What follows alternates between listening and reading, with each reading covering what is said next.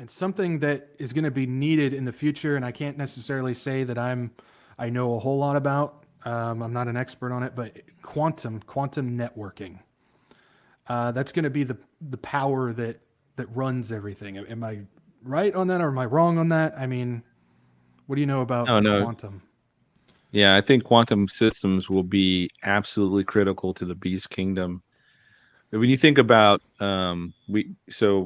if people that aren't tech savvy, just think about that there's two buckets. In one bucket you have classical computers, and that's everything we've had for the last 70 years, plus the laptop that you may be using today.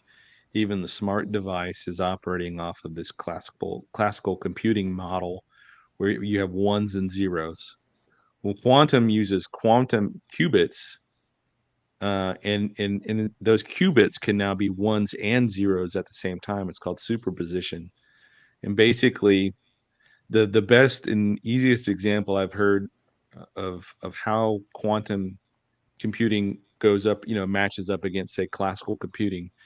If you have on your laptop, you have a PDF device. Let's say you have a book, a Kindle book, and you hit Control F and you're looking for a word. Let's just say that that word appears only one time in the whole book, and there's 1,000 pages. That computer is going to start at page one, and then it's going to go through page two, three, four, five, and so on, all the way down back to the last page to page 1,000, and it's going to look for that particular word or all those words that show up. And it does that from page one all the way to page 1,000. And it may take, depending on how big the book is, it may take you, 20 seconds, 30 seconds or something to go through it.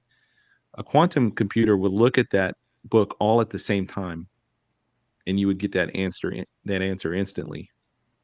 It looks at all 1,000 pages at the same time, and that's just how it functions, and that's how fundamentally different it is. And in the beast kingdom, in order for the Antichrist and the false prophet to control all buying and selling in the world and to have their power centralized in one location, wherever that location is, somewhere in the Middle East or Rome or somewhere, they're going to have a system powerful enough in order to process that information in real time, in real usable time. And so that's why I think that if we look at how quantum systems right now, they exist. There's probably a dozen companies in the world, organizations in the world that have functioning quantum systems. Mhm. IBM, Google, D-Wave. There's the Chinese have one, the Russians have one. It's kind of like the new arms race of the 21st century. Whereas the 20th century, nuclear weapons were the arms race. Well, now you've got who can develop quantum computing first, because if you can develop quantum computing first, you're going to get to a super AI first. I mean, that's just a given. You're going to have a much more powerful AI that can function, um, and a much more powerful drones and robotics and everything else. I mean, all of your systems are. The problem they keep running into is that qubits are very prone to error, and they need to be kept super cold and super chilled temperatures in order for these systems to work properly.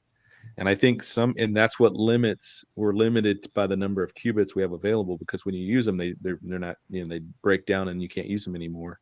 Yeah. But we have a limited supply of them. Let's just say that we have 500 qubits right now. Let's say IBM has 500 qubits.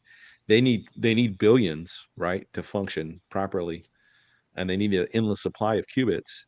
Well, I think right after the rapture, that's where that they break that plateau, and with a little nudge from the demonic realm, they're going to be able to crack that code and figure out, they're going to open Pandora's box, and it's just going to all make sense at that point. But right now they're blinded to it, and the world's blinded to it, and we're just not able to get there yet. And we're right there. They're right up on the edge of I this. know there's this, I got to put this gently. I know there's this idea that there's conservative states that are going to be last holdouts, but newsflash, guys, even those are falling in line with what the New World Order is coming in line with.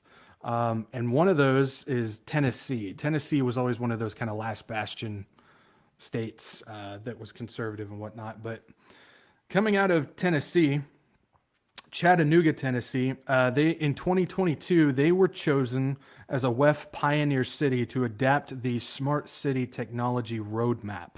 So them and San Jose were the two in America that were deemed as the pioneer cities. They're the ones to create the smart cities, to establish all the networking stuff for it to spread across the country, basically. And with that, in the March of this year, Chattanooga was they dived headfirst into quantum with two things. One, they went with the Gig City Goes Quantum initiative, which is a plan for student education, workforce preparation, and business support for commercializing quantum technologies. So basically, they're setting up a school to educate the workforce for the new quantum network that's going to be sweeping across America. And also in Chattanooga is the establishment of the EPB quantum network powered by Quibtech or Quibitech. The goal is basically to accelerate the commercialization of quantum tech by setting up quantum. They call them fiber cables, but they say this stuff is way beyond, the fiber cables that we have now. But Hmm. their goal is basically to establish the fiber network for quantum computing networks all across the United States. And that's also going on in Chattanooga, Tennessee. It's here, guys.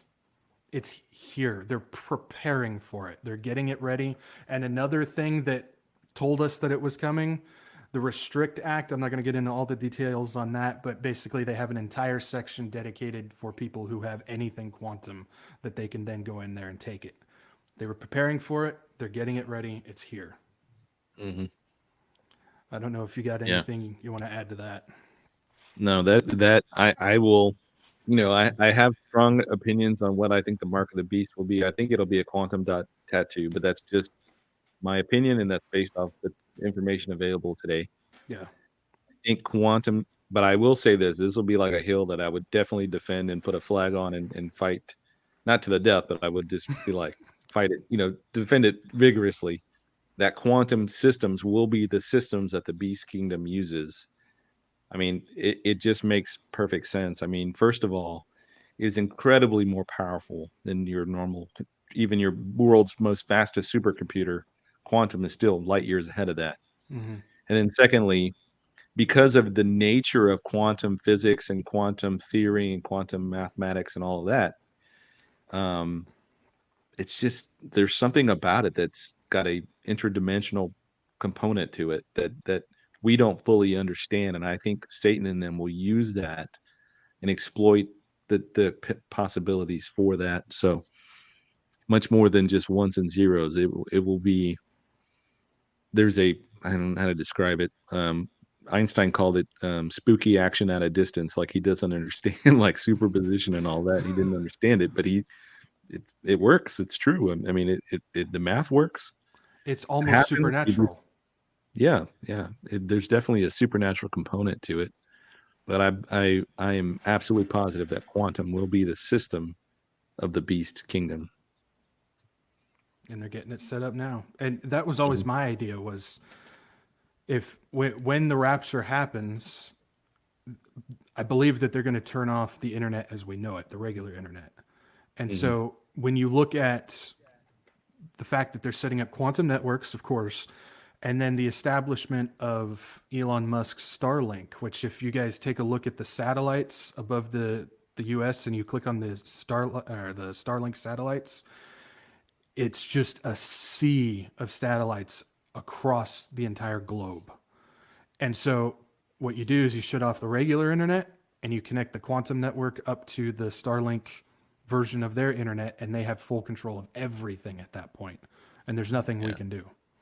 yeah, So yeah. that's That kind of that how I makes look at sense it. to me. Yeah. Yeah. In case you guys haven't figured out my position yet, Elon Musk is one of them. I say it almost every episode because there's still people infatuated with the guy, but I'm telling you, he is not a good guy. Well, I think he's one of the 10 kings, or he's probably the aide to one of the 10 kings or somebody. But he's definitely connected in that he will be involved in that in some way, shape, or form. Yeah, I agree with you on that one. I think he's either one of them or he'll set things up and somebody will come and take his place type of thing. But he's Mm. definitely involved. So